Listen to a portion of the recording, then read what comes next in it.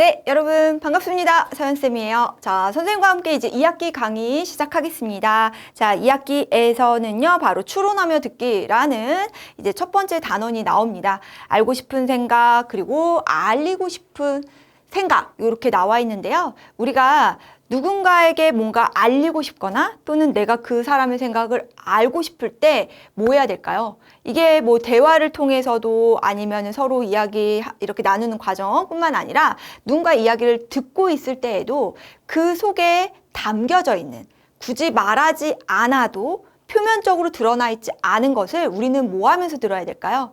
잘 짐작하며 들어야 합니다. 자, 그에 대한 내용을 첫 번째 이제 공부한다고 생각하시면 됩니다. 바로 첫 번째 소단원은요, 추론하며 듣기라는 제목의 단원이에요. 여기서는요, 우리가 알아둬야 될 것이 이 추론의 뜻 공부하겠지만 바로 말하는 일을 화자라고 하죠. 화자의 이러한 의도, 그리고 관점. 자, 이것을 어떻게 하면서 듣는다? 추론하며 들을 수 있어야 합니다. 그럼 이렇게 추론하며 들을 때는 어떻게 듣는 건지 알려주겠죠? 그 방법들 확인해 주시고, 우리가 일상의 대화를 볼 거예요. 일상 속에서 하는 여러 가지 다양한 대화. 자, 그런 것을 통해서 화자가 어떠한 의도를 가지고 말을 했을까? 겉으론 드러나 있지 않지만 그 의도가 무엇인지를 추론하는 방법에 대해서 공부해 보겠습니다. 자, 그렇다면은 우리 8페이지 우선은 개념부터 살펴보도록 할게요. 자, 첫 번째 개념은 바로 우리 화자의 의도와 관점을 추론하며 들어야 된다고 했죠. 그래서 추론하며 듣는 것에 대한 개념부터 봅니다. 자, 추론하며 듣는 것이 무엇이냐? 방금 말했죠. 화자의 의도나 관점이라든가 가치관 또는 단어의 뜻 모를 수 있어. 그리고 나와 있지 않아. 생략된 내용도 있을 수 있어. 그러니까 의도나 관점이나 가치관이나 이런 것들이 나는 이래 라고 말할 수도 있지만 굳이 말하지 않고 속에 담겨 있을 수도 있다는 거지. 그러면 그럴 때 어떻게? 바로 이러한 담화에 표면적으로 드러나지 않은 이러한 숨겨진 요소들이 있을 거 아니에요. 그쵸? 숨겨진 다양한 이러한 요소들을 통해서 짐작하며 듣는 거예요. 이거를 짐작하며 들어야 되는데 그 숨겨진 요소들이 뭐가 될 수가 있겠냐 뒤에서 보겠지만 뭐 담화 속에서 나타나는 뭐 다양한 어떤 내용 속에서의 정보라든가 아니면 그 사람의 어떤 표정이나 동작이라든가 억양이라든가 등등 뭐 그거 말고도 나의 어떤 기존에 알고 있었던 배경 지식 같은 것도 있겠죠? 이런 것들을 최대한 뭐 해야 된다? 활용하면서 추론하며 들어야 된다. 그 말입니다. 그럼 여기서 담화라고 했는데 담화가 뭐예요? 할 텐데 담화라는 건 발화가 모여서 이루어진 거예요. 그럼 발화는 또 뭐예요? 할 텐데 발화라는 건 배고파. 우리 여기 가자. 하는 머릿속에 생각이 있잖아요. 그 생각이 구체적인 의사소통 상황에서 이렇게 방금 문장 단위로 나타난 거. 그래서 담화는 그럼 우리 평상시 말하듯이 서로 배고파. 배고파? 그러면 우리 뭐 먹을까? 그래. 그럼 우리 떡볶이 먹으러 갈래? 그래. 우리 저기 분식집 가자. 이런 식으로 나오는 거. 그게 바로 발화가 이렇게 모여가지고 이루어졌으니 그걸 모여서 함께 모였잖아. 그걸 담화라고 하는구나 라고 생각하시면 되는 것입니다. 그렇다면은 추론은 뭔데요? 라고 할 텐데요. 추론이라는 건 선생님이 쉽게 얘기하자면은 바로 여러분이 이렇게 정보라든가 표정이라든가 억양이라든가 배경 지식 같은 여러 가지 여러분들이 판단할 수 있는 다양한 뭐 근거 같은 것들이 있을 거 아니에요? 그 근거 자료, 정보, 자료 뭐 이런 것들이 있을 거 아니야. 그치? 그러한 근거나 자료나 이런 것들을 가지고 논리적으로 논리적으로 뭐 해야 되는 거? 추리해내는 거. 그것이 추론이다라고 생각하시면 조금 더 쉬울 것 같아요. 추리해내는 거, 논리적으로 추리해내야지. 그렇게 해서 뭐 하는 거? 짐작해야지. 이렇게 생각하시면 쉽게 이해가 될 겁니다. 그러니까 논리적으로 이 사람이 이러한 억양을 써서 여기 강조하려고 하겠구나. 그럼 여기에서 이 사람은 이렇게 말하는 의도가 이거겠구나. 이런 식으로 정보나 앞에 내용과 뒤에 나오는 내용들 이런 것들을 통해서 내가 추리하면서 논리적으로 잘 추리해가면서 짐작하며 듣는 게 추론인 거예요. 그러니까 아무 생각 없이 멍하면서 듣는 게 아니다라는 거 아시겠죠? 그래서 이렇게 추론하며 들을 때 방법을 그러면 조금 더 이제 구체적으로 알려줄게요.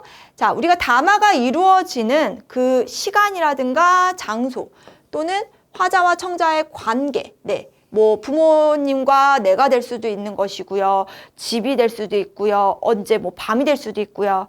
친구끼리 뭐 약속을 해서 어디에 만나기로 한 장소가 될 수도 있는 거죠. 바로 그런 걸 뭐라고 하느냐? 구체적인 이러한 상황이라고 합니다. 그러한 구체적인 상황 맥락. 네, 이거 당연히 고려하며 그러면 이러한 의도로 말했겠구나 라고 추론할 수가 있으니 상황 맥락 고려해야 된다 그 얘기예요. 상황 맥락은 무엇이다? 시간과 장소, 화자, 청자와의 관계 같은 구체적인 바로 이러한 상황 맥락. 네, 요거를 상황 맥락이라고 하는 것입니다. 그리고 담화에 사용된 단어 또는 문장, 네, 요렇게 담화 자체 내용에 있는 그 정보들이 있죠? 자, 그럼 그 정보 그냥 무시해서는 안 되죠? 요것을 단서로 추론해야 된다라는 점 당연하고요. 또 이 담화와 관련된 내가 기존에 알고 있었던 뭐 간접이든 직접 경험이든 해서 알게 된 배경 지식 있죠? 경험과 배경 지식 요걸 활용을 해서 추론할 수 있어야 한다. 그 말이고요. 또 우리는 준언어, 비언어라고 해가지고 언어에 뭐 이제 가까운 거다 해서 억양, 뭐 표정과 몸짓이라고 해서 언어라고 보기에는 이제 어렵지만은 그래도 이것도 뭐 바디 랭귀지라고 해서 비언어라고 하죠. 이런 표정과 몸짓. 자, 요거에서도 의도가 나타날 수 있어요. 그걸 통해서 우리가 또 뭐 추론할 수 있으니까 그럼 추론하며 들을 때 어떻게 해야 된다? 이러한 상황 맥락 고려하고 그 다음에 정보, 담화에 제시된 정보, 내용 같은 것들 잘 살펴봐야 하고 또 내가 기존에 알고 있던 경험이라든가 배경 지식들을 잘 활용해야 한다라는 거. 그리고 방금 나와 있듯이 억양이라든가 표정, 몸짓 같은 준언어, 비언어 이런 것들을 통해서도 추론할 수 있구나라는 사실을 꼭 알아두셔야 되겠습니다. 이걸 외우는 게 아니라 그걸 보고서는 여러분들이 이제 추론할 수 있어야 합니다. 자, 이렇게 추론하며 듣기에 그럼 효과가 무엇이냐? 왜 추론하며 들어야 돼요? 그냥 들으면 안 돼요? 할 수 있죠. 자, 근데 그냥 들으면 어떨까? 얘는 도대체 내가 무슨 말하는지 이해가 안 되나 봐? 할 수 있겠지. 맞아요. 바로 의사소통 과정에 내가 제대로 추론하며 들으면 적극적이고 능동적으로 참여하는 태도 기를 수 있고 역시 척하면 척이야 하면서 말이 잘 통하니까 어때? 다른 사람의 의도와 관점 파악해서 내용도 깊이 있게 이해하고 그러니 담화 내용도 잘 이해하니까 효과적으로 서로 의사소통이 가능하겠죠. 이런 식으로 추론하며 듣기의 효과까지 확인해 주시면 되겠습니다.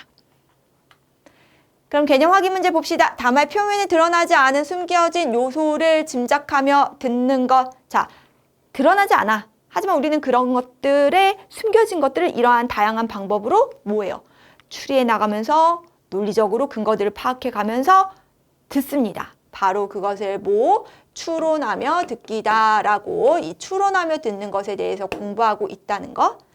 그 다음 추론하며 듣기 위해서는 담화가 이루어지는 바로 뭐라고 했습니까? 시간이라든가 장소라든가 화자, 청자와의 관계 같은 이러한 상황적인 무엇을 고려해야 된다고 했어요? 맥락을 고려해야 한다라고 했습니다. 그 다음 설명이 맞으면 O, 틀리면 가위표. 자, 청자가 담화와 관련된 경험이나 배경 지식을 떠올려요. 그럼 당연히 추론하며 듣기에 도움이 되지. 그러니까 우리는 담화할 때도 그렇지만 사실은 우리가 글을 읽을 때에도 글을 쓸 때에도 우리가 이런 배경 지식이 많으면 많을수록 도움이 된다고 했잖아요. 그리고 활용하면서 써야 되고 읽어야 되고. 땡이네. 자, 추론하며 듣기를 통해 다른 사람들과 당연히 효과적으로 의사소통 가니까 그 효과 공부했죠?